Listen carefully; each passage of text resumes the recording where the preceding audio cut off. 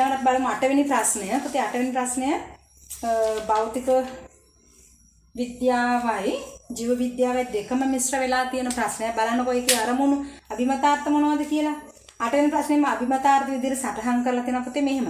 පෘෂ්ඨවංශීන් පිස්කේස් ඇම්ෆිබියා රෙප්ටීලියා ආවේසා මැමාලියා ලෙස වර්ගීකරණය කරන්න පුළුවන්ද කියන එක. ඊළඟට අපෘෂ්ඨවංශීන් සීලෙන්ඩරේට ඇනලීඩා මොලුස්කා ආර්ත්‍රොපෝඩා හා එකයිනොඩර්මාටා ලෙස වර්ගීකරණය. ඊට පස්සේ ඒක වගාව වෙනුවට බහු වගාව ජෛව පලිබෝධ පාලනය හා කාබනික පොහොර භාවිතය තිරසාර කෘෂිකාර්මික භාවිතය කියන කතන්දර පිළිබඳව අවබෝධය. අපි දැන් අපේ රට දැන් යොමු වෙලා තියෙන කාබනික පොහොර භාවිතා කළ තිරසාර කෘෂිකාර්මික ආර්ථිකයක් කරා. ඊළඟට ආහාර දාමහ ආහාර ජාල තුලින් ශක්තිය ගලණය වීම කොයි ආකාරයකද වෙන්නේ කියන එක පිළිබඳව ඔබට අවබෝධයක් තිබේද බලන්න. එනේ B කොටසෙන් බලාපොරොත්තු වන ද්‍රවයක් මගින් ඇති කරන පීඩනය ඵලදායී ලෙස යොදා ගන්න වර්තමානයේ භාවිතා කරන අවස්ථා. ඊළඟට ඝනත්වය ස්කන්ධය හා පරිමාව ඇසුරෙන් ගොඩනගන්න පුළුවන්ද කියලා ගණනය කරන්න පුළුවන්ද කියලා. ඊට පස්සේ බලාපොරොත්තු වන පීඩනය සමාන HROG කියන ප්‍රකාශනය යොදා ගනිමින් ද්‍රවයක් මගින් ඇති කරන පීඩනය ගණනය කරන්න හැකියාව තිබේද? ඊළඟට වස්තුවක බර කියලා කියන්නේ පොළොව දෙසට ආකර්ෂණය කරගන්නේ මේ බලය කියන එක. එහි විශාලත්වය වස්තුවේ බර උඩුකුරු තෙරපුම අණුව ගිලීම ඉපිලීම වගේ සංකල්ප පිළිබඳ අවබෝධයක් තියෙනවාද? ඊළඟට ගිලීම සහ ඉපිලීම අතර වෙනස පෙන්වන්න පුළුවන් සරල උපක්‍රම වෙන මේ කියන අභිමතාර්ථ තමයි මේ ප්‍රශ්نين මැනලා තියෙන්නේ. හරියන අපි බලමු ප්‍රශ්නය.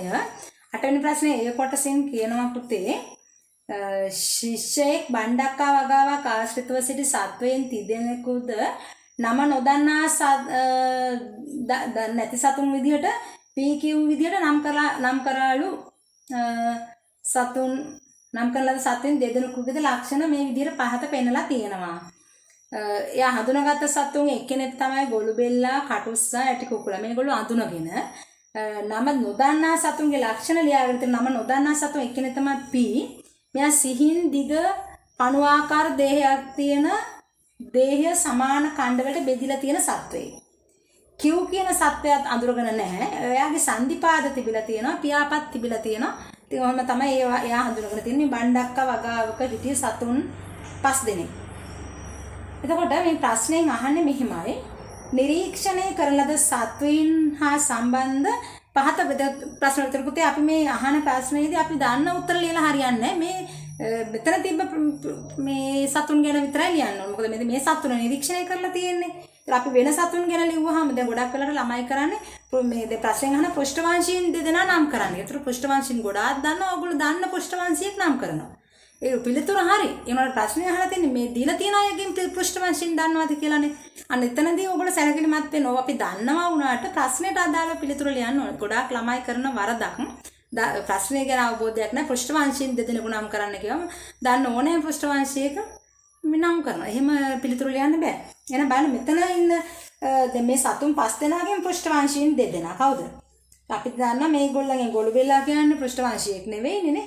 එහෙනම් මෙතන ඉන්නේ කටුස්සයි ඇටි කුකුලයි. ඒ සතු දෙන්න විතර අපිට නම් කරන්න පුළුවන්. ඉතින් මේ සතු දෙන්නට ලකුණු දෙකක් දෙනවා. ඊළඟට එම සත්වයින් පෘෂ්ඨවංශී කාණ්ඩයට ඇතුළත් කිරීමට පදනම් ප්‍රදාන. මේගොල්ලෝ පෘෂ්ඨවංශීන් කියලා කිව්වේ. අපි පෘෂ්ඨවංශීන් සහ අපෘෂ්ඨවංශීන් කියලා වෙන් කරන්නේ කශේරුකාව හින්දානේ. කොඳු වැට පෙලක් දැරීම අනුවනේ. එහෙනම් මේගොල්ලෝ පෘෂ්ඨවංශීන් කියලා හඳුනා ගන්න හේතුව තමයි මොකද? කශේරුකාවක් නැත්නම් කොඳු වැට පෙලක් තිබීම. එක ලකුණක් හිමි වෙනවා. එතකොට ඒ අනුව මේ පළවෙනි කොටසට හම්බ වෙන ලකුණු 3. ඒකේ දෙවෙනි B කොටසට. ඊළඟට දෙවෙනි කොටස අහන්න බලන්න. ඉහත නිරීක්ෂණ වලට අනුව P ආයත් වෙන සත්ව වංශය මේ P කියන්නේ අඳුරාගත්තේ නැති එක්කෙනෙක්නේ. ඉතින් P වල ලක්ෂණ විදිහට පෙන්නලා තියෙනවා සිහින් දිගටි පණුවාකාරයලු දේහ සමාන කණ්ඩ වලට බෙදලා තියෙනවලු. ඉතින් අපි දන්න පණුවාකාර සිහින් කණ්ඩ වලට බෙදුණු සත්ව වර්ගය තමයි ඇනලීඩා කියන වර්ගය. එහෙනම් පිළිතුර ඇනලීඩා ලකුණු 1යි. ඊළඟට කියනවා 3 Q අයත් වන වංශයේ සත්ව විශේෂ වලට සුවිශේෂී වෙනත් පොදු ලක්ෂණයක් Q කියලා කියන්නේ සන්ධිපාද තියෙනනේ. ඒගොල්ලොන්ට තියෙන වෙනත් සුවිශේෂ ලක්ෂණයක්. සන්ධිපාද තියන අයගේ තියෙන පුළුවන් තවත් වෙනත් ලක්ෂණ. ඉතින් සන්ධිපාද පිළිලා තියෙන එහෙමනම් ආත්‍රෆෝඩා වලටනේ. නම් ආත්‍රෆෝඩා වල තියෙන ඕන වෙනත් ලක්ෂණ. දැන් අපි දන්නවා ආත්‍රෆෝඩා ඒ කයිටින් වලින් හැදුණු උච්චාරණයක් සහිත සතුන් නේ. කයිටින් නෙමෙයි උච්චාරණයක් තියෙන එක පොදු ලක්ෂණයක්. ඊළඟට මේගොල්ලන්ගේ දේහය හිස උරස උදරයේ විදිහට ටැග්මා වලට බෙදිලා තියෙනවා. ටැග්මීකරණය වෙලා තියෙනවා. ඒකත් ලක්ෂණයක්. ඊළඟට තව එකක් තමයි මේගොල්ලෝ බාහිර සැකිල්ල ඇතුළු සැකිල්ලක් නෑ බාහිර සැකිල්ලක් තියෙන්නේ. ඒ කියන්නේ පිට සැකිල්ලක් සහිත වීම නැත්නම් බාහිර සැකිල්ලක් තිබීම ඔය කියන ලක්ෂණ ඕනෑම එකක් ලක්ෂණ වලින් ඕනෑම එකක් තමයි අපි ලිවිය යුතු වන්නේ ලකුණයි. ඊළඟට බණ්ඩක්කා වගාවේදී නිරීක්ෂණය කළ සතුන් ඇතුළත් 4 Q ගෙන් වගාවට ඇතිවේ අපේක්ෂා කළ හැකි අහිතකර බලපෑමක් හා හිතකර Q ඒ කියන්නේ සන්ධිපාදක කෙනෙක්නේ ඇති වෙන පුළුවන් හිතකර සහ අහිතකර සන්ධිපාදකෙක් ප්‍රයාස කරන සතෙක් සමනලයක් වෙන්න පුළුවන් බත්කූරෙක් වෙන්න පුළුවන් ඉතින් ওই විදිහට එහෙනම් මොනවද මෙයාගෙන් අපිට වෙන්න පුළුවන් හිතකර බලපෑම දැන් වගාවකදී නම් අපි දන්නවා ලිංගික ප්‍රජනනය සිද්ධ වෙන්නේ පරාගණයෙන් පරාගණය කරන්න පරාගකාරකයක් තමයි සතුන් නේ ඒතොර මේ පියාඹර කරන කුමි සතුන් මලෙන් මලට පියාඹගෙන ගියාම පරාගණය කියන කාර්යය වෙනවා ඒක අපිට ප්‍රයෝජනයක් ඒ කියන්නේ ලිංගික ප්‍රජනනයට දායක වීමනේ එහෙම නැත්නම් තව ඕනනම් මේගොල්ලෝ පසබුරුල් කිරීම පාංශු වයිනේ ඔය වගේ ඒවටත් උදව් වෙන්න පුළුවන් ඊළඟට කියනවා මේ අහිතකර බලපෑම. ඒතර මේ කුමි සතෙකුනේ. ඒතර මෙයාගේ වෙන පුළුවන් එක්කෝ ගහේ තියෙන පත්‍ර, පළ, මල් ආදී ශාක කොටස් ආහාරයට ගැනීම නැත්නම් යසෝරා බීම නැත්නම් පරිබෝධකයක් විදිහට ක්‍රියා කිරීම, මුල් වලට හානි කිරීම, රෝග බෝ කරන මේ වාහකයක් විදිහට ක්‍රියා කිරීම ඔය ආදී අහිතකර බලපෑම් සිද්ධ වෙන්න පුළුවන් ඔය එකකින් හෝ හිතකර බලපෑමක් සහ අහිතකර බලපෑමක් සඳහා ලකුණු එක බැගින් ලකුණු දෙකක් ලැබෙනවා. පස්වෙනි ප්‍රශ්නය බණ්ඩක්කා වගාවේදී නිරීක්ෂණය කළ සතුන් ඇතුළත් ආහාර දාමයක ප්‍රාථමික යැපෙන්නෙකු හා ද්විතීයික යැපෙන්නෙකු සඳහන් කරන්නේ බණ්ඩක්කා වගාව ආශ්‍රිතව. දැන් මේ ඉන්න අයගෙන් තමයි ආහාර දාමය ගොඩනගෙන්න ඕනේ. අපි ආහාර දාමය ගොඩනගමු බලන්න එහෙනම්. ඒකෝල නිෂ්පාදකයා වෙන්නේ බණ්ඩක්කා ශාකය. නේ සරිත ශාකයක්නේ. නිෂ්පාදකයා බණ්ඩක්කා ශාකය. ඒතර බණ්ඩක්කා ශාකය මත මේ ඉන්න අයගෙන් කවුද යැපෙන්න පුළුවන්? මේකේ ඉන්නවා ගොළු බෙල්ලා ඉන්නවා, කටුස්සා ඉන්නවා, ඇටි කුකුලා ඉන්නවා. නේද? කවුද මෙතන මේ බණ්ඩක්කා ශාකය මත යැපෙන්න පුළුවන් එක්කෙනෙක්? කොළ කන්න පුළුවන් ගොළු බෙල්ලට. නේ? ඒ ගොළු බෙල්ල ආහාරයට ගන්න පුළුවන් ඇටි කුකුලට. මොන අපි කාහල දාමයක් කියනවා. තව දැන් තව එකක් ඕන අපිට ලියන්න පුළුවන් මේ බණ්ඩක්කා ශාකය මත මේ කවුද මේ Q කියලා කියන්නේ සන්ධිපාදකෙක් නේ සමනලයක් වෙන්න පුළුවන් නේ. එහෙනම් Q යැපෙන්න පුළුවන්. Q ආහාරයට ගන්න පුළුවන් ඇටි කුකුලෙක්. එහෙම. ඔය ආදි විදිහට. එහෙමනම් මේ ආහාර දාමේ ඉන්න ප්‍රශ්නෙන් අහන්නේ ප්‍රාථමික යැපෙන්නයි ද්විතීයික යැපෙන්න. නැත්නම් ඕන කටුස්සා වෙන්නත් පුළුවන් නේ. කටුස්සා වෙන්න කටුසොත්තු සත්ව ආහාරයට ගන්නවනේ. එහෙමනම්. එතකොට මේක මෙන්න මෙයා නිෂ්පාදකයා මේ පළමු පෙළ යැපෙන්න, දැන් ප්‍රාථමික යැපෙන්න, මෙයා ද්විතීයික යැපෙන්න.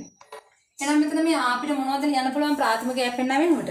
අපිට ප්‍රාථමික යැපෙන්න විදිහට ගන්න පුළුවන් සත්තු ඉන්නවා, ගොළු බෙල්ලා ගන්නත් පුළුවන්, Q කියන සත්වයා ගන්නත් පුළුවන්. අපි අඳුරන්නේ නැති හින්දා.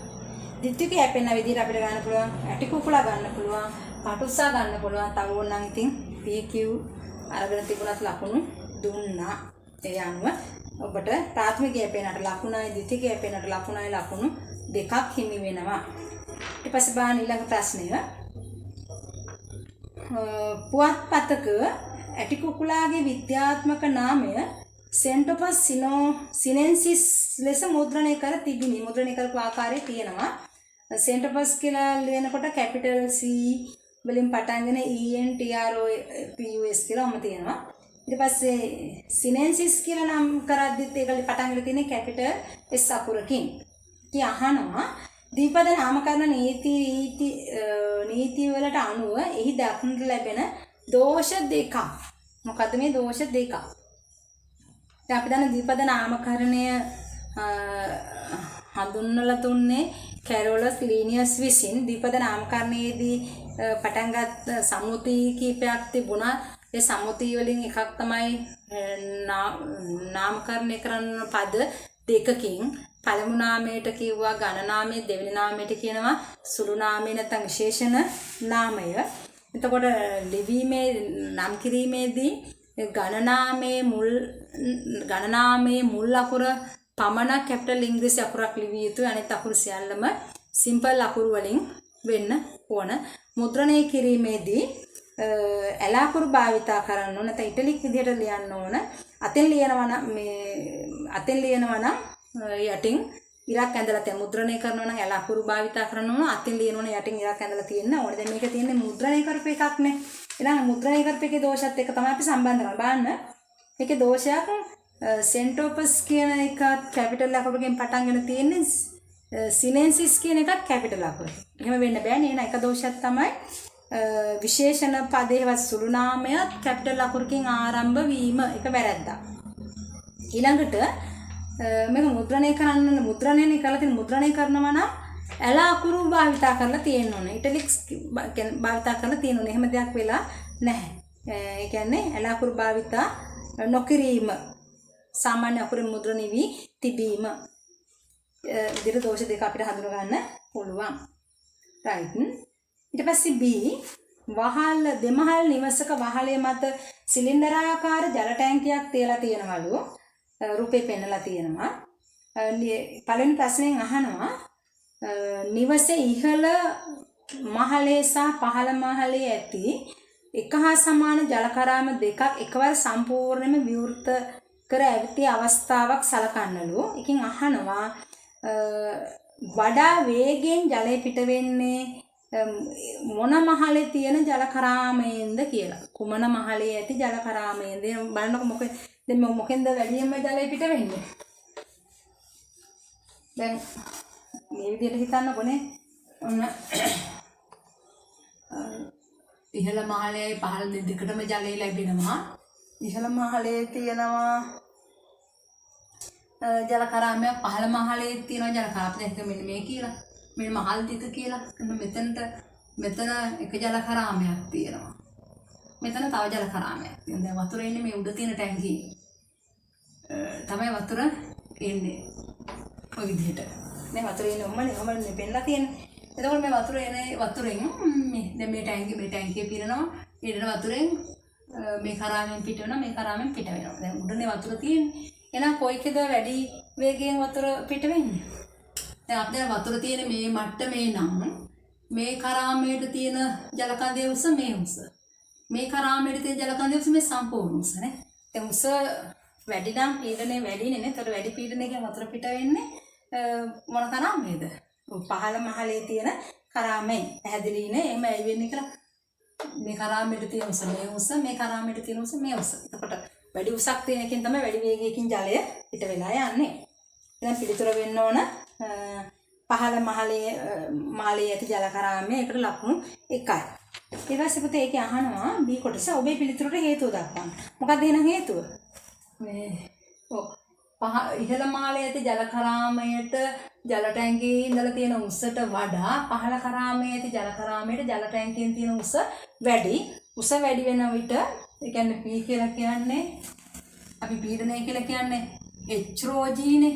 HρG ඒ කියන්නේ ගුරුත්ව ත්වරණය වෙනස් වෙන්නේ ජලයේ ඝනත්වය වෙනස් වෙන්නේ. හැබැයි උස වෙනස් වෙනකොට පීඩනය වැඩි පීඩනයකින් ජලය ගලාගෙන එනවා. ඉතින් අපිට පිළිතුර ලියන්න පුළුවන් පහළ මහලේ සිට ටැංකියට ඇති උස වැඩි නිසා පහළ මහලේදී පිටවන ජල ප්‍රමාණය වැඩි කියලා.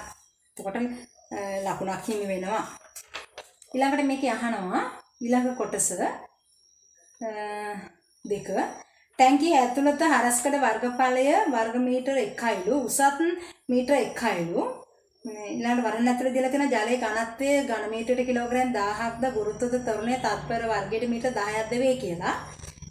ඒ කොටසෙන් අහනවා ටැංකිය සම්පූර්ණයෙන්ම ජලයෙන් පිරුණු පසුව ජලයේ ස්කන්ධය කොච්චරද කියලා. ජලය සම්පූර්ණයෙන්ම පිරුණාම ජලයේ ස්කන්ධය කොච්චරද කියලා. දැන් අපි දන්නවා ඝනත්වය කියන්නේ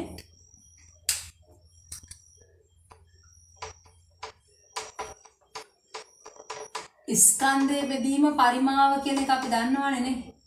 ඝනත්වය කියන්නේ ස්කන්ධයේ බෙදීම පරිමාව. දැන් අපිට මේ ගැටලුවේ අහන්නේ ස්කන්ධය කියලා. ඒතර ඒ කියන්නේ ස්කන්ධය කියන්නේ එහෙනම් ඝනත්වය ගුණ කිරීම පරිමාව. හරිනේ නේ. ඝනත්වය ගුණ කිරීම පරිමාව. මේකේ ඝනත්වය දීලා තියෙනවා ජලයේ ඝනත්වය ඝන මීටරයට කිලෝග්‍රෑම් 1000යි. right. පරිමාව දීලා තියෙන පරිමාව කියලා වර්ගඵලය ගුණ කිරීම උසනේ. එහෙනම් වර්ගඵලයත් මේ वर्ग मीटर एकायलु उसात वर्ग मीटर उसात मीटर एकायलु हमने कोटा गण मीटर ने एमना मेके स्कंदे කියන්නේ කීයද මේ ඍණ වලට මේ මීටර කැපෙනවා එහෙනම් කිලෝග්‍රෑම් 1000යි උත්තරය. ඔතන මෙතනත් ලකුණු දෙන්නේ මෙන්න මේ විදිහට. මේ ලකුණු පිළිතුරට ලකුණු දෙනකොට මෙන්න මේ ප්‍රකාශනයට මේ ප්‍රකාශන දෙකෙන් කුමන ප්‍රකාශනය හෝ මේ ආදේශය හෝ තිබුණොත් ලකුණයි. හරිද? පිළිතුරට ලකුණයි. මේ විදිහට තමයි ලකුණු ලබා දුන්නේ. ඊළඟට හරි දැන් ස්කන්ධය කොච්චරද කියලා ඇහුවා. ටැංකිය සම්පූර්ණයෙන්ම ජලයෙන් පිරී ඇති විට එහි පතුල මත ඇති කරන පීඩනය කොපමණද? සම්පූර්ණයෙන්ම පිරලා තියෙනවා නම් පතුල මත ඇති කරන පීඩනය කොච්චරද කියලා අහනවා ඊළඟට. අපි දැන් පීඩනය කියලා කියන්නේ ප්‍රකාශන දෙකක් විදිහට අපිට ගන්න පුළුවන්.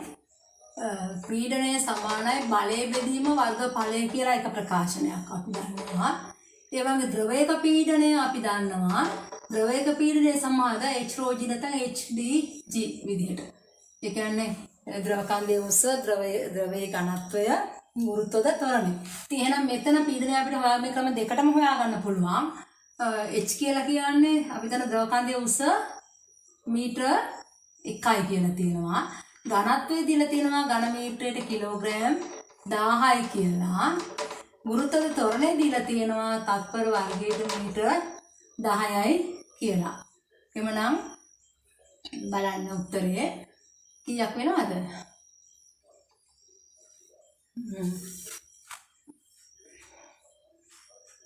10000ක් නේද? වර්ග මීටරයට නිව්ටන් හෝ පැස්කල් කියන එකකේ පාවිච්චි කරන්න පුළුවන්. පුතේ ලකුණු දෙන්නේ මෙහිමයි. මෙන්න මේ ප්‍රකාශන දෙකම තිබුණොත් ලකුණයි පිළිතුර තිබුණොත් ලකුණයි. ওই විදිහට ලියන්න හදන්නත් පුළුවන්. එහෙම නැත්නම් මෙන්න මේ ප්‍රකාශනට ආදේශ කරලා ගන්නත් පුළුවන්. මම කියන P සමානයි F බෙදීම A වලට ආදේශ කරලා. ඒතර මේ F කියලා කියන්නේ බලයනේ. ඒ කියන්නේ ස්කන්ධය මේකේ කිලෝග්‍රෑම් 1000යි නේද? ස්කන්ධය කිලෝග්‍රෑම් 1000යි. අපි කලින් හෙව්වනේ. එතකොට බලය කියලා කියන්නේ ස්කන්ධය ගුණ කිරීම ගුරුත්වද ත්වරණයනේ. ගුරුත්වද ත්වරණය තත්පර වර්ගයට මීටර 10යි. වර්ගඵලය වෙනවා वर्ग मीटर 1. එක සුළු කරාම ලැබෙනවා කීයද? ඒ පිළිතුරම. කොයි කුමන ආකාරයකට උනත් විසඳන්න පුළුවන්. විසඳුවාම ලකුණු ලැබෙනවා. අර මම කිව්ව විදිහට සමීකරණයට හෝ ආදේශයට එක ලකුණයි පිළිතුරට එක ලකුණයි විදිහට.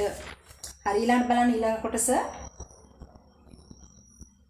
කියනවා ජල ටැංකියට ඇතුළු වන ජලය පිටාර යාම වැළැක්වීම සඳහා සකස් කළ ලීවර සැකසුමක් රූපයේ දැක්වේ. ජලය පිට කරන විට එහි බෝයාව එසවීමෙන් කපාටේ වැසී ජලය ඇතුළු වීම නතර වේ. ඉතින් කියනවා ඒ වලින් අන රූපයේ දැක්වෙන පිහිටුමේදී බෝයාව මත ක්‍රියා කරන බල දැන් බෝයාව පෙන්නලා තියෙනවනේ නේද? ඒතර බෝයාව මත ක්‍රියා කරන බලය මොනවද? මේ බෝයාව ලීවරයක් එක්ක සම්බන්ධ කරලා තියෙනවා.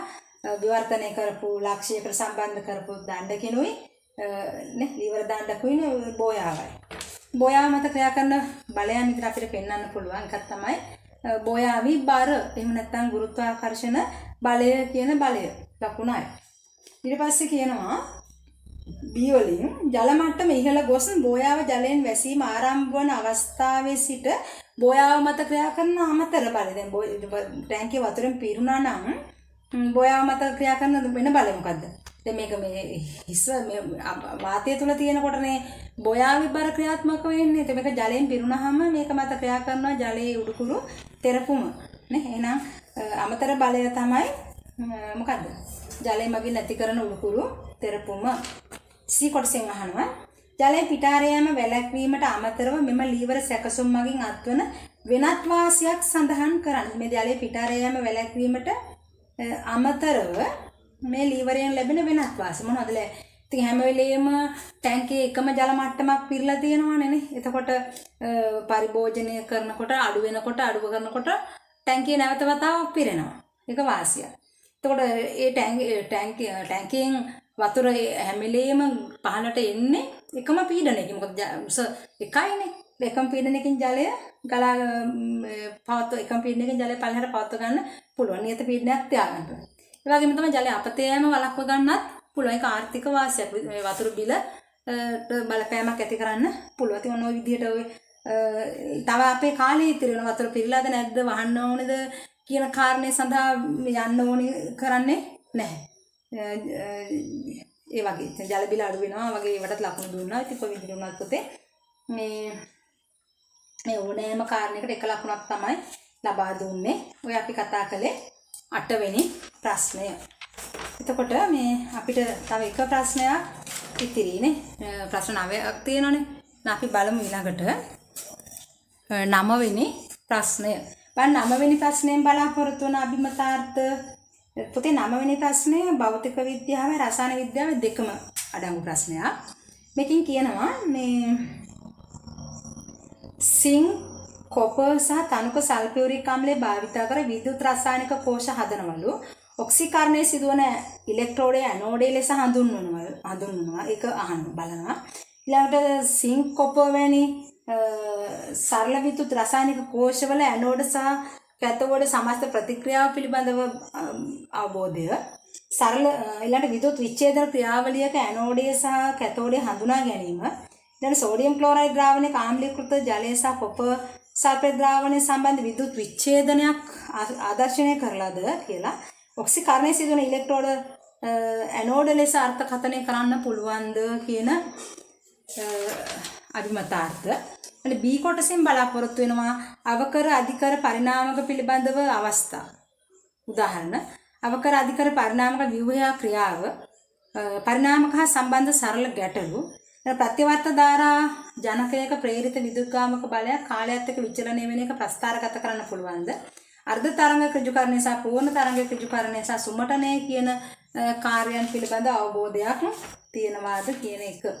බලන්න 9 වෙනි ප්‍රශ්නය අපි බලමු. 9 වෙනි ප්‍රශ්නේ මුල් කොටස රසායන විද්‍යා ප්‍රශ්නයක්. ඔයාලට පේනවා කෝෂ දෙකක් පෙන්නලා තියෙනවා. U කෝෂය සහ W කියලා. එතකොට මේ U කෝෂයේ පෙන්නලා තියෙනවා සිංක් ඉලෙක්ට්‍රෝඩයකුයි කොපර් ඉලෙක්ට්‍රෝඩයකුයි තනුක සල්ෆියුරික් අම්ල ද්‍රාවණයක් දාලා තියෙන විද්‍යුත් විච්ඡේදී ද්‍රාවණයේ විදිහට. W කෝෂයේ පෙන්නලා තියෙනවා කාබන් ඉලෙක්ට්‍රෝඩ දෙකක් භාවිත කරලා විද්‍යුත් කෝෂ දෙකක් යොදලා තියෙනවා. වියලි කෝෂ. එතකොට මේකට දාලා තියෙන ජලීය කොපර් සල්ෆේට් ද්‍රාවණයක්. අපි බලමු එහෙනම් අහන්නේ මොනවද කියලා. ඉතින් මේකෙන් අහනවා පළවෙනි ප්‍රශ්නය රසායනික ශක්තිය විද්‍යුත් ශක්තිය බවට පරිවර්තනය වෙන්නේ මේ කුමන කෝෂයේද කියලානේ. W කෝෂේ නම් විද්‍යුත් මේ ශක්තිය සපයලා තියෙනවනේ නේ. එහෙනම් මේක පැහැදිලිවම අපි දන්න පළවෙනි පිළිතුර U කෝෂය.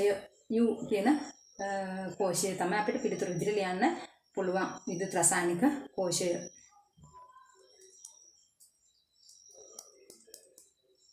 මේකේ තියෙන U කියන්නේ විද්‍යුත් රසායනික කෝෂයක්, W කියන්නේ විද්‍යුත් විච්ඡේදන කෝෂයක් කියලා නම් කරලා තියෙනවා. එහෙනම් අපේ පිළිතුර U එහෙම නැත්නම් විද්‍යුත් රසායනික කෝෂය. ඊළඟට කෝෂ දෙකෙහි සිදුවන ඇනෝඩ ප්‍රතික්‍රියාව පොදුවේ හඳුන්වන නම මොකක්ද කියන්නේ ඇනෝඩ ක්‍රියාවට? අපි ඇනෝඩ ක්‍රියාවදී වෙන්නේ ඉලෙක්ට්‍රෝන මුදාහැරීමක් සිද්ධ වෙන්නේ. මේකට අපි කියන ඔක්සිකරණය කියලා. ලකුණු 1යි. ඊපස්සේ U කෝෂයේ ඇනෝඩය අසල සිදුවන අර්ධ ප්‍රතික්‍රියාව රසායනික සමීකරණයකින් දක්වන යු කෝෂයේ ඇනෝඩේ. දැන් යු කෝෂයේ ඇනෝඩේ විදිහට ක්‍රියා කරන්නේ ඔක්සිකරණය සිද්ධ වෙන එකනේ. ඒතර ඔක්සිකරණය සිද්ධ වෙන්නේ මේකේ දාලා තියෙන කොපර් සහ සිංක්. ඒතර අපි දන්නා ඔක්සිකරණය වෙන්නේ සක්‍රියතාවය වැඩි කෙනා. ඉතින් කොපර් සහ සිංක් ගත්තාම සක්‍රියතා ශ්‍රේණිය ඉහළ ඉන්නේ සිංක්. එහෙනම් මෙතන ඇනෝඩේ විදිහට ක්‍රියා කරන්නේ සිංක්. සිංක් ඝන අවස්ථාවේ තියෙන සිංක් අයනීකරණය වෙලා සිංක් ධන ආයන දෙකක් හදලා ඉලෙක්ට්‍රෝන දෙකක් මුදා හැරෙනවා. මේක තමයි අර්ධ ඔක්සීකරණ ප්‍රතික්‍රියාව. එතකොට පුතේ මෙතනදී ලකුණු දෙකක් දීලා තිබුණා. මේ ලකුණු දෙක මෙන්න මෙතනට එක ලකුණක් දීලා තියෙන ඝන අවස්ථාවේ සිංක් අයන පෙන්නනකොට අයන හැදලා තියෙනවා පෙන්නනකොට එක තව ලකුණක් දීලා තිබුණා. ওই විදිහට ලකුණු දෙක කැඩිලා තිබුණේ. ලකුණු දෙකක් නිවැරදි නම් ලකුණු ලැබෙනවා. ඉතින් මේක භෞතික අවස්ථා අපි සඳහන් කළ යුතුයි. නමුත් මේ අර ළමයින්ගේ පිළිතුරු ලිවීමේ සම්භාවිතාව අනුහුරු සාකච්ඡාවේදී මතු කරන කරුණුත් එක්ක ලකුණු දීමේ පාටි වෙනස් කරගන්න. ඉතින් යනවා මේ භෞතික අවස්ථා නොසලකා හැරලා ලකුණු දෙන්න කියලා ස්කීම් එකෙන් උපදෙස් දීලා තිබුණා. ඊළඟට කියනවා 4 W කෝෂයේ ඇනෝඩේ හා කැතෝඩේ හඳුනා ගැනීමට යොදා ගන්නා සම්මුතිය. දැන් මේ W කෝෂය කියන්නේ විදුලි විච්ඡේදන කෝෂයක්නේ. ඒ විදුලි විච්ඡේදන කෝෂයක අපි දන්නවා විදුලි සපයන්න ඕනේ. එතකොට මේ සපයන මේ විදුලි කෝෂයේ අග්‍ර දෙක තමයි අපි ඉලෙක්ට්‍රෝඩ විදිහට සලකන්නේ. එතකොට දැන් අපි දන්නවා කෝෂයේ ධනාග්‍රයට සම්බන්ධ වෙලා තියෙන ඉලෙක්ට්‍රෝඩය අපි සලකනවා ඇනෝඩය කියලා. ඍණාග්‍රයට සම්බන්ධ වෙලා තියෙන ඉලෙක්ට්‍රෝඩය අපි සලකනවා කැතෝඩය කියලා. ඒතකොට මේකේ ධනාග්‍රයට සම්බන්ධ වෙලා දෙකම කාබන් ඉලෙක්ට්‍රෝඩ. ඒ නිසා වර්ග වෙනසක් නැහැ. එහෙනම් මේකේ අපි ඇනෝඩ සහ කැතෝඩ හඳුනා ගන්න සම්මුතිය විදිහට ලියනවා. කෝෂයේ ධනාග්‍රයට සම්බන්ධ වෙලා තියෙන ඉලෙක්ට්‍රෝඩය ඇනෝඩය, කෝෂයේ ඍණාග්‍රයට සම්බන්ධ වෙලා තියෙන ඉලෙක්ට්‍රෝඩය කැතෝඩය කියලා. එහෙම නැත්නම් ඔක්සිකරණය වෙන්නේ ඇනෝඩය, ඔක්සිහරණය වෙන්නේ කැතෝඩය කියලා ලියන්නත් පුළුවන්. කොහේට වුණත් එතන ලකුණු දෙකක් ලැබෙනවා අග්‍ර දෙක වෙන වෙනම හඳුනා ගත්තට. ඊළඟට W කෝෂයේ ක්‍රියාත්මක වීමේදී විදුලි විච්ඡේද ද්‍රාවණයේ වර්ණයේ සිදුවන වෙනස. දැන් බලන්න මේක දාලා තියෙන විදුලි විච්ඡේද ද්‍රාවණයේ විදිහට W කෝෂයේ තියෙන්නේ ජලීය කොපර් සල්ෆේට් ද්‍රාවණයක්. ඉතින් අපි දන්න ජලීය දැන් මේකේ කාබන් ඉලෙක්ට්‍රෝඩ අතරේ බැලුවොත් මේකේ මේ ධනාග්‍රයට සම්බන්ධ ඇනෝඩේනේ. ඇනෝඩේ ඉලෙක්ට්‍රෝන මුදා හරිනකොට කැතෝඩේ ඔක්සිහරණය වෙනවනේ. ඒතකොට කැතෝඩේ තමයි තියෙන ඉලෙක්ට්‍රෝන තැම්පත් කරගන්න. එතකොට මේ කාබන් ඍණාග්‍රයට සම්බන්ධ වෙලා තියෙන කාබන් ඉලෙක්ට්‍රෝඩය අපි දන්නවා තඹ පාට වෙනවා නේ. එහෙනම් එතකොට තඹ පාට වෙනකොට මේකේ ද්‍රාවණයට අයන එක තඹ තැම්පත් වෙනකොට ද්‍රාවණයට අලුතෙන් තඹ අයන එකතු වීමක් වෙන්නේ නැහැ නේ. දාලා තියෙන්නේ කාබන් ඉලෙක්ට්‍රෝඩයක්නේ. අක්‍රීය එකක්නේ. ඒක ඔක්සිකරණයට ලක් වෙන්න ඕන එකක්නේ. එතකොට මේ ද්‍රාවණයේ තියෙන කොපර් ආයන තමයි අයින් වෙන්නේ. ඒතකොට අපි දන්න මේ කොපර් සල්ෆේට් ද්‍රාවණයක් නිල් පාටයි. ඉතින් අපි දන්නතර නිල් පාට වර්ණය තමයි අඩු වෙන්නේ. දැන් එහෙමනම් මේ වර්ණයේ වෙනස කියලා අහන්නේ. වර්ණයේ වෙනස කියලා අහනකොට අපි පැහැදිලිව වර්ණය මොකක්ද කියලා ලියන්න. වර්ණය අඩු වෙයි කියලා ලියලා බෑ. වර්ණය මොකක්ද කියලා ලියන්න ඕනේ. ඒ කියන්නේ එහෙමනම් නිල් පැහැ අඩු වෙයි නැත්නම් නිල් වර්ණය තීව්‍රතාව අඩු වෙයි. නැත්නම් නිල් වර්ණය අවර්ණ වේ විදිහට වර්ණය මොකක්ද කියන එක සටහන් කරලා තිබුණොත් විතරයි පුතේ ලකුණු දුන්නේ. වර්ණය අඩු වුණා කියලා තිබුණාට ලකුණු දුන්නේ නැහැ. ඒ කියන්නේ ඔබ දැනගෙන ඉන්න ඕනේ කොපර් සල්ෆේට් ද්‍රාවණයේ නිල් පාට වර්ණයකින් යුක්තයි කියන කතාව. හරි. ඊළඟට එහෙම වෙන්න හේතුව මොකක්ද කියලා අහනවා. ඇයි මොකක්ද හේතුව? ඒතර මේ ද්‍රාවණයේ තියෙන කොපර් සල්ෆේට් ද්‍රාවණය නම් තියෙනවනේ කොපර් ආයන තමයි මේ ද්‍රාවණයෙන් ඉවත් වෙන්නේ.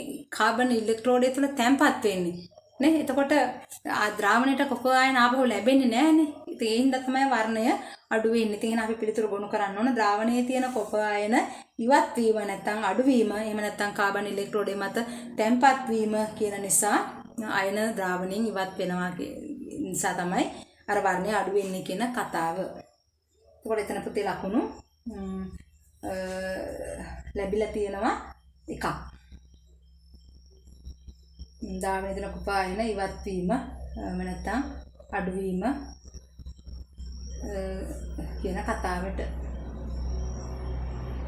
කොප ආයන කියන එකට එක ලකුණයි අඩුවීම කියන එකට ලකුණු දෙකක් දීලා තියෙනවා. හරිද? ඒ කියන්නේ අයින් වෙන්නේ මොනවද කියලා තියෙන්න ඕන. මේ නැත්නම් තැම්පත් වෙන්නේ මොනවද කියන එකට එක ලකුණයි කොප ආයන සඳහන් කරනකොට ලකුණක් දීලා තියෙනවා. ඊළඟට කියනවා ඉහත කෝෂය ක්‍රියාත්මක වීමේදී ෂ ගන්නේ කුමන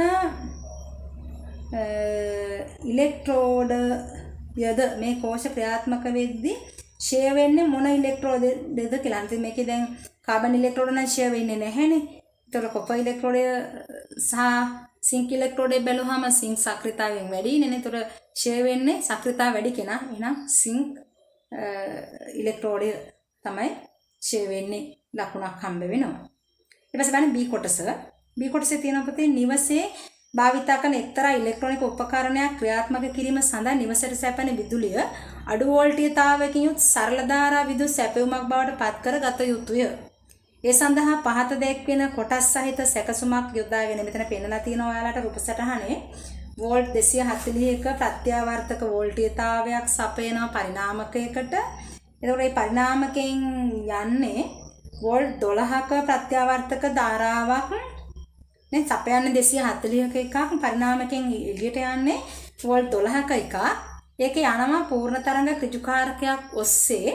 ඒ ගියාම පස්සේ ලැබෙනවා සරල ධාරා වෝල්ටේජ්. ඒ කියන්නේ ඍජුකාරණයට ලක් වෙනවා සරල ධාරාවක් බවට පත් වෙනවා. ඊට පස්සේ යනවා x කියන උපකරණයක් තුලින් x කියන උපකරණයෙන් පිට වෙලා යන්නේ සුමටනය කරන ලද සරල ධාරා වෝල්ටීයතාවයක්. කියන්නේ ප්‍රත්‍යාවර්ත ධාරාවක් නෙවෙයි සුමටනය කරපු එකක් විදිහට තමයි යන්නේ සුමටනය කරන ලද මේ ධාරාවක්. ඉතින් මේක අහනවා ඉහත සැකසුමට සම්බන්ධ කර ඇත්තේ කුමන වර්ගයේ පරිණාමකයක්ද? ඒ කියන්නේ 241 එකක් ඇතුල් කරාම පිට වෙන්නේ 12ක එකක්.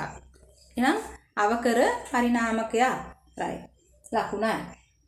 ඊළඟට කියනවා මෙම පරිණාමකයේදී වඩා වැඩි විස්කම්භයක් සහිත කාම්බි භාවිතා කළ යුත්තේ කුමන දඟරයේද? ඒ කියන්නේ ප්‍රාථමික දඟරයේද ද්විතීයික දඟරයේද කියලා අහනවා. දැන් අපි දන්නවා ද්විතීයික දඟරයෙන් අපිට ලබා ගන්න ඉතින් ද්විතීයික දඟරයට මහත කාම්බියක් යෙදුවාම විස්කම්භය වැඩි වෙනකොට ප්‍රතිරෝධය අඩු වෙනවා නේ.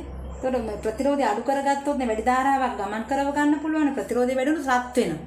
නේ එහෙමනම් මේ අපිට ලබා ගන්න ධාරාව නේ අඩු ප්‍රතිරෝධයකින් යුක්ත ධාරාවක් ලබා ගන්න ඕන. නා ප්‍රතිරෝධය අඩු කර ගන්න නේ මහත බලපාන්නේ. එන මේ අපිට ඕනේ කරන්නේ ප්‍රාථමිකයටද ද්විතීයිකයටද? අපි ලබා ගන්න එක තමයි අඩු ප්‍රතිරෝධයක් විය යුත්තේ නේ. එහෙමනම් රත් වීම වළක්වා ගන්න ඕනේ එතනනේ. එහෙනම් අපි පිළිතුරු විදිහට ලියනවා මොකද්ද? ද්විතීයික දඟරය. ඒකෙම අහනවා ඒකට හේතුව. එයි. උඩ ද්විතීයික දඟරය තුලින් ලැබෙන ධාරාව රත් වීම වළක්වා ගන්න. නැත්නම් ප්‍රතිරෝධය අඩු කර රත් වුණොත් ප්‍රතිරෝධය වැඩි නම් රත් වෙන ප්‍රමාණය වැඩි. හරි. ඊළඟට ආයතන පුතේ ලකුණු ඒත් ලකුණු දීලා තියෙනවා අහන්නේ ඒ දඟරය මොකක්ද කියලා. දඟරයට ලකුණයි හේතුවට ලකුණයි ලකුණු දෙකක් එහෙම හම්බ වෙනවා.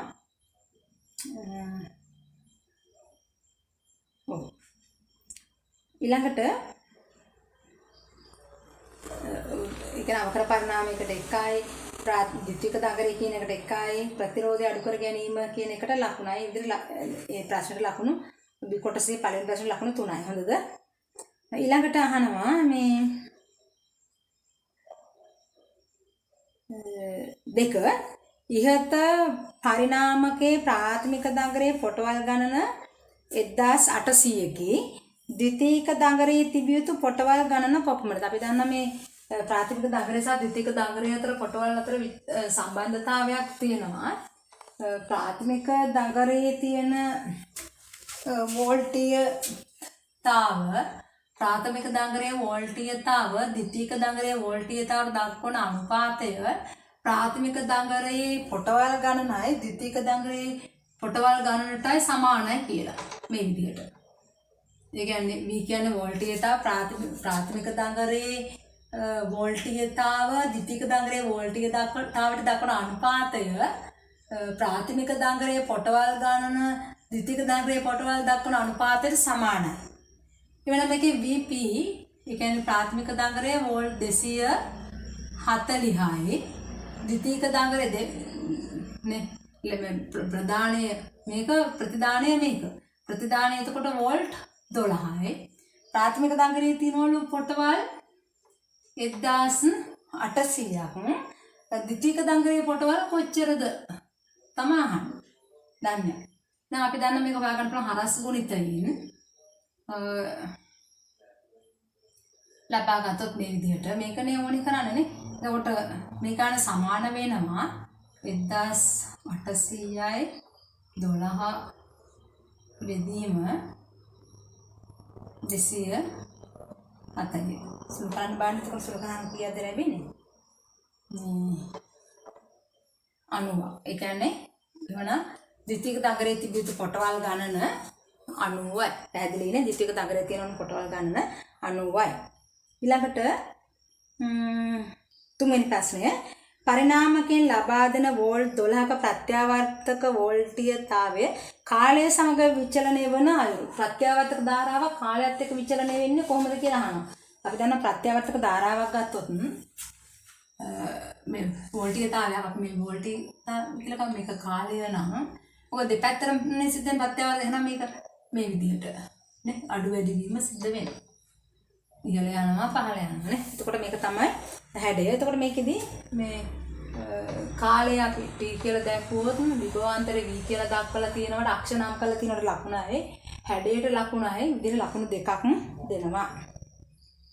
හරි. ඊළඟට පස්වෙනි කොටස පූර්ණ තරංග ඍජුකාරක පරිපත්තයේ ඩයෝඩ 4 සම්බන්ධ කරන ආකාරය සම්මත පූර්ණ තරංග ඍජුකාරකයක් පරිපත්තයක සම්බන්ධ කරන ආකාරය අඳින්න කියලා තියෙනවා ප්‍රධාන ප්‍රතිදාන වලින්. අපි දන්න පූර්ණ තරංග ඍජුකාරකයක් අපි මෙහෙම ගත්තොත් මේ විදිහට සම්බන්ධ වෙන එකක් මේ අපි ආපහුම මේ ආකාරයට ගත්තොත් මෙන්න මෙතන මේ විදිහට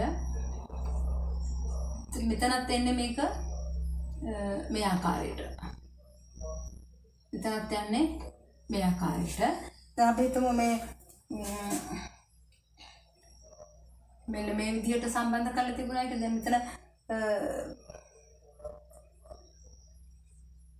මේ විදිහට එක අවස්ථාවක් ඊළඟට මේ විදිහට අනිත් අවස්ථාව සැලකුවොත් දැන් මේ දෙපැත්තටම ධාරාව ගලා ගන්න පූර්ණ තරංග ඍජුකරණයක් වෙන ඉතින් මේ පැත්තෙන් ගත්තොත් මෙන්න මෙහෙන් යන ධාරාවක් අපි දන්න මෙන්න මේ විදිහට ගිහිල්ලා මේ හරහා මෙතනින් ඇතුල් කරන ධාරාව මේ පැත්තෙන් පිට වෙලා යන්න පුළුවන්. මේ පැත්තෙන් ගත්තොත් මෙහෙම ඇතුල් කරන ධාරාව ඔම පිට වෙලා යන්න පුළුවන්. මේ පැත්තෙන් ගත්තොත් මෙහෙම ඇතුල් කරන ධාරාව මෙහෙම පිට වෙලා යනවා. මෙතනින් ගත්තොත් මෙහෙම ඇතුල් කරන ධාරාව මේ විදිහට ගිහලා පිට වෙලා යන්න පුළුවන්. ඒ කියන්නේ ඕනෑම මාර්ගයක් කරා ධාරාව ගමන් කරනවා කියන එක නෙවෙයි. පූර්ණ තරංග ඍජුකරණය දෙන ඩයෝඩ 4 සම්බන්ධ කරන්න ඕන මෙන්න මේ ආකාරයට. ඉතින් මෙන්න මේ විදිහට සම්බන්ධ කරලා තියෙනකොට පුතේ ලකුණු දෙකක් ලැබෙනවා. අපිට ඕන නම් මේක මෙහෙම සම්බන්ධ කරලා තියන්න කෙලින්මව මේ ආකාරයට සම්බන්ධ කරලා තිබ්බත් ලකුණු දෙක ලැබුණා. හොඳද? මේකයි මේක ආපහුම සැරයක් ඔහොම සම්බන්ධ කරලා මේ ඉතිරි දෙකත් මේ විදිහටම මෙහෙම සම්බන්ධ කරලා ওই දෙක මේ ආකාරයට සම්බන්ධ කරලා තිබුණාටත් ලකුණු ලැබුණා. මේ කොටස විශේෂව විතරක් නම් කරලා තිබුණත් ලකුණු දුන්නා. ළමයිගේ ලකුණු ගැන සලකලා. ඊට පස්සේ අහනවා අන්තිම ප්‍රශ්නේ x මගින් දක්වා ඇති උපාංගය නම් කරන x විදිහට දක්වලා තියෙන මොකද්ද? අපි දන්න x වලින් යන්නේ සුමටනය කරන ධාරාවනේ. සුමටනය කිරීම සඳහා යොදාගන්නේ ධාරිත්‍රකයක්. එහෙනම් x කියන්නේ ධාරිත්‍රකයක්. ඕනනම් සුමටන ධාරිත්‍රකයේ විදුත් විච්ඡේදක ධාරිත්‍රකයේ කියලා ලියලා තිබුණාට ලකුණු ලැබුණා. ලකුණු 1යි. ওই විදිහට පුතේ ලකුණු ලැබෙනවා. ලකුණු 20ක්. ඉතින් මෙතන ප්‍රශ්න තියෙනවා 5ක්. ප්‍රශ්න 5ට 20 බැගින් ලකුණු 100ක්. අපි ප්‍රශ්න 5ම ලිවිය යුතු නෑ. අපි ලියන්න ඕන ප්‍රශ්න 3යි. ඉතින් ප්‍රශ්න 5ටම පිළිතුරු ලියලා තිබුණු අවස්ථාවක පුතේ කරන්නේ මේ ප්‍රශ්න 5ම බලනවා. බලලා අඩු ලකුණු තියෙන ප්‍රශ්න පිළිවෙලින් ඉවත් කරනවා. ප්‍රශ්න 3ක් තමයි ලබා ගන්න. ඉතින් ඔබට පැහැදිලිවම හොඳ ප්‍රශ්න 3කට පිළිතුරු ලිව්වොත් ඔබට වැඩි ලකුණු ප්‍රමාණයක් ලබා ගන්න පුළුවන්. ඉතින් බොහෝ ළමයි අර ලියන්න පුළුවන් උත්තර එකම ලබා ගන්න පුළුවන් ලකුණු සමානයි වගේ දැනෙනකොට ප්‍රශ්න පහම ලියලා තියෙනවා. ඉතින් එහෙම වුණාම මේ උත්තර පත්‍ර පරීක්ෂකවරයෙක් මේ ප්‍රශ්න පහම බලනවා. බලලා අඩු තියෙන ලකුණු තමයි අයින් කරන්නේ. ඉතින් ඒක අනවශ්‍ය මහන්සියක්. ඉතින් ඊට වඩා හොඳටම ප්‍රශ්න 3කට පිළිතුරු ලියනවා නම් ඒක සෑහෙනවා. ඉතින් අවිනිශ්චිතයි වගේ තියෙන වෙලාවල එහෙම ලියන. තව සමහර දක්ෂ ළමයිනුත් මොකද කරන්නේ? කොහොම ප්‍රශ්න වල පිළිතුරු ලියනවා. ඉතින් එතකොට අපි කොච්චර පිළිතුරු ලිව්වත් ප්‍රශ්න 3ක ලකුණු තමයි ලැබෙන්නේ. හරි. එහෙනම් ඔය අපි කතා කළේ 2020 අපොස සාමාන්‍ය පෙළ ප්‍රශ්න පත්‍රය. ඉදිරි දවසකදී මම කතා කරන්න බලාපොරොත්තු වෙනවා 19 ප්‍රශ්න පත්‍රය. එනම් පුතේ ආයුබෝවන්.